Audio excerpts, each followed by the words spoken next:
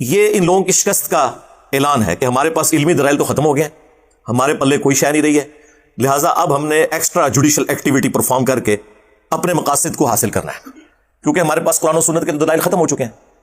اب آپ جو ہے نا وہ گوروں کو دعوت دیں گے کہ جی اسلام امن کا دین ہے، آپ اسلام قبول کر لیں، اور آگے سے وہ پوچھ لیں کہ بھئی جو بیچارہ اسلام کی دعوت دیتا ہے وہ آ کے ہمارے ملکوں میں پناہ کیوں لیتا ہے، تو پھر آپ کیا جواب دیں گے؟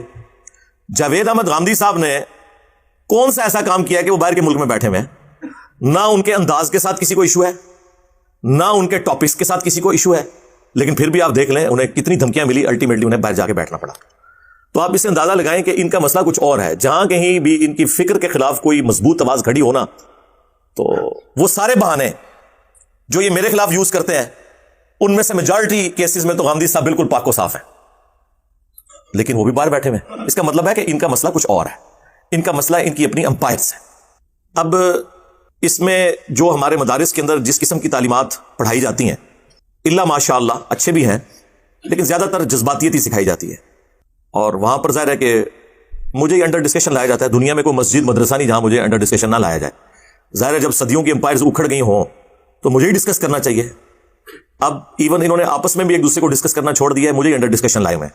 اچھی بات ہے، ہمیں تو اس سے کوئی مسئلہ نہیں ہے، ہم تو کہتے ہیں ہر گلی میں، ہر مسجد میں، ہر جمعے کے خطبے میں ہمیں ڈسکس کریں، تاکہ اگر کوئی اکا دکا بندے بچ گئے ہیں تو انہیں بھی پتہ چل جائے۔ لوگ تو اس طرح کی چیزوں سے پریشان ہوتے ہیں اور ہم ہوتے ہیں خوش، الحمدللہ۔ ان لوگوں کو مسئلہ کیا ہے مجھ سے؟ یعنی دنیا میں سب سے بڑا مسئلہ اس وقت نہیں بن گیا ہوں۔ کوئی بندہ اٹھتا ہے وہ اپنی زندگی میں دین کی خدمت یہ سمجھتا ہے کہ مرنے سے پہلے ایک کلپ انجینئر کے خلاف میں نے ضرور بنانا ہے۔ جس طرح ہم جب چھوٹے چھوٹے تھے نا تو اس وقت لوگوں کی خواہش یہ ہوتی تھی کہ مرنے سے پہلے ایک مسجد بنوا دینی ہے، ایک مدرسہ بنوا دینا ہے۔ اب آپ کو پتہ ہے اکانومی اجازت نہیں دیتی، مدرسہ اور مسجد بنانا تو مشکل کام ہے۔ اب لوگوں کی خواہش یہ ہے کہ مرنے سے پہلے ایک کلپ انجینئر صاحب کے خلاف ضرور بنانا ہے۔ ٹوٹل دین کی خدمت یہ ہے، تمام فرقے آپس کے اختلافات کو چھوڑ کر میرے خلاف کلپ بنا رہے ہیں۔ چلیں ہم اس کلپ کو درست بھی سمجھ لیتے ہیں۔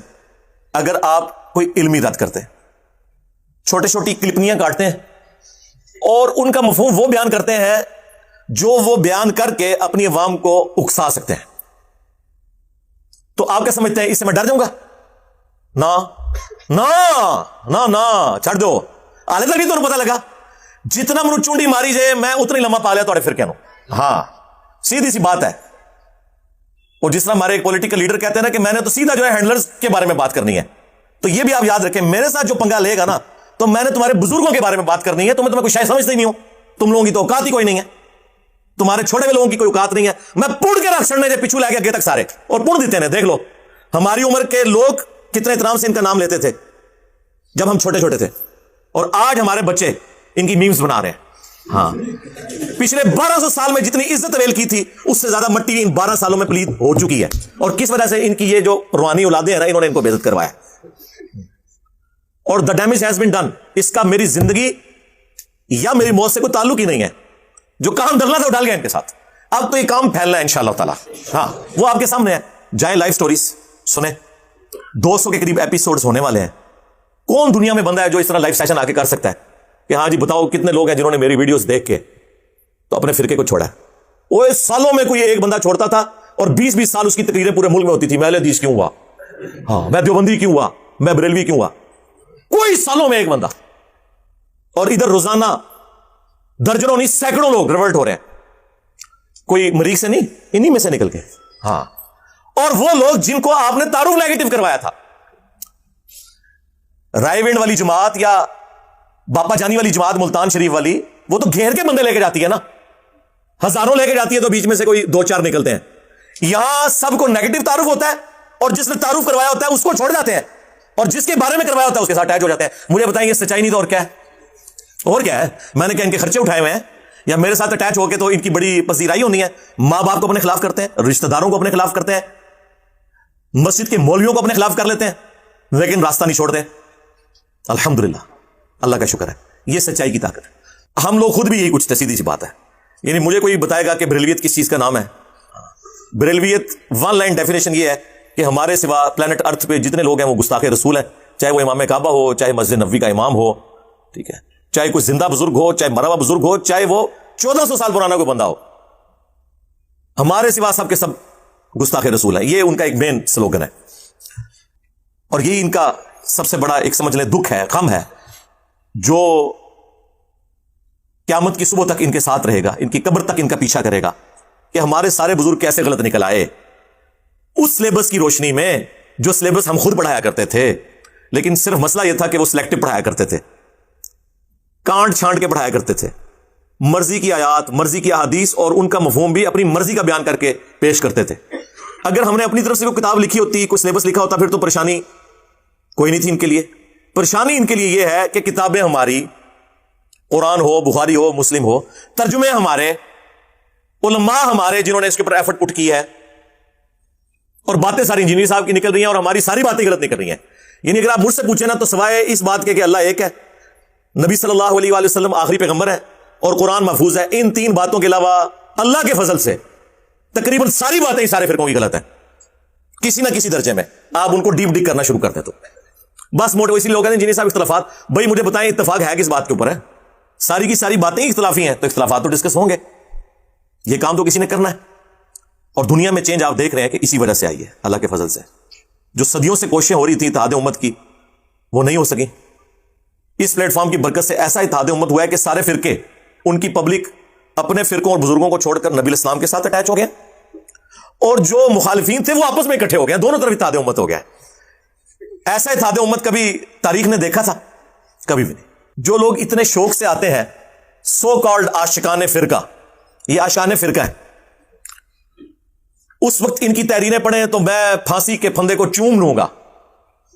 ہاں، ناموں کے ساتھ خود لکھا ہوا ہے غازی اور شہید، اور حالت یہ ہے کہ جب پکڑے جاتے ہیں چیخیں مارتے ہیں، معافیاں مانگتے ہیں۔ تو میرے اوپر تو ان کا عشق کھل چکا ہے، آپ کے اوپر کھلا ہو یا نہ کھلا ہو، میرے اوپر تو خیر پہلے ہی کھلا ہوا تھا، لیکن میں نے تو ریئل ٹائم وہ چیزیں دیکھ لی ہیں نا۔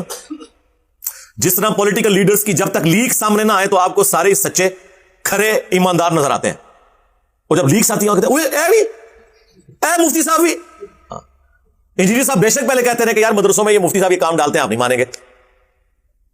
تو ہم نے وہ لیکس بھی ان کی دیکھ لی ہیں، عاشقان فرقہ کی۔ سب سے بڑی بات کہ اگر تم یہ ثواب سمجھ کے کام کر رہے ہو تو ضمانت کے لیے کیوں اپلائی کرتے ہو؟ جاؤ پھندا چومو۔ اور ضمانت کی بنیاد اس پہ ہوتی ہے کہ صحت جرم سے انکار، کہ میں نے یہ کام کیا ہی نہیں۔ واہ واہ، منجی ٹھکوائی اپنے فرقے دی۔ ابھی تو میں آپ کو نام لیے بغیر بتاتا ہوں کہ پاکستان بننے سے لے کر ابھی تک جتنے غازی شہید ہیں نا ان کے، آپ کو پتا چل گیا میں کن کی بات کروں، ساروں نے رحم کی اپیلیں کی ہوئی ہیں وقت کے حکمرانوں کے آگے، اور آپ کو یہ کہانیاں کرائی ہیں کہ پھندا چوم لیا تھا، اور ڈاکومنٹڈ ہیں یہ۔ بس ظاہر اللہ کے بندو، اگر 1000 سال پرانے بابے اپنے کلمے پڑھوانے والے نکل آئے ہیں، تو شاہی کوئی نہیں، یہ تو انہوں نے مننے والے نے، تو یہ بھی اتنے ہی گئے گزرے ہوں گے جتنے وہ پرانے تھے، تو اس لیے کوئی حیران کن بات تو نہیں ہے، یہی کچھ ہے۔ تو ان عاشقان فرقہ کی اوقات ٹوٹلی یہ ہوتی ہے کہ جب پکڑے جاتے ہیں پھر معافیوں پر، منتوں پہ اور صحت جرم سے انکار کرنے پر اتراتے ہیں۔ اس کے بعد مجھے بتائیں یہ کیا، اس سے اندازہ لگا لیں کہ یہ علمی طور پر کتنے قائل ہیں اس حوالے سے کہ وہ اپنے فرقے کو حق میں سمجھتے ہیں، ایک جذبات کی روح میں بہتے ہیں، اور اس کے بعد ایک ایکٹیویٹی پرفارم کرتے ہیں، پھر پوری زندگی کے لیے اپنے آپ کو، اپنے گھر والوں کو، جن مولویوں نے لانچ کیا ہوتا ہے ان کو ونریبل کر دیتے ہیں۔ ان مولویوں نے پھر ان کے بعد ان کے ساتھ تعلق بھی نہیں رکھنا ہوتا، کیونکہ اگر وہ ہینڈلرز اور سہولت کار پکڑے گئے تو پھر تو ایک پوری چین شروع ہو جائے گی، لہٰذا وہ ان کے ساتھ انکار کر دیتے ہیں۔ آپ کو پتا ہے پنڈی میں ایک بہت بڑے غازی صاحب تھے جن کو پنڈی کے ایک مفتی نے اکسایا، بعد میں اسٹامپ پیپر پہ لکھ کے اس نے کہا کہ میرا کوئی تعلق ہی نہیں اس بندے کے ساتھ، اور جب تک اس کو ہیرو بنایا ہوا تھا اس وقت تک ہر جگہ وہ تقریر کر کے فخریہ کہتے تھے میں ہوں کیتا ہے، اور جب پتا چلا کہ پکڑا جاؤں گا تو انکار کر دیا اس کے ساتھ تعلق۔ تو یہی کچھ ہونا ہے آخر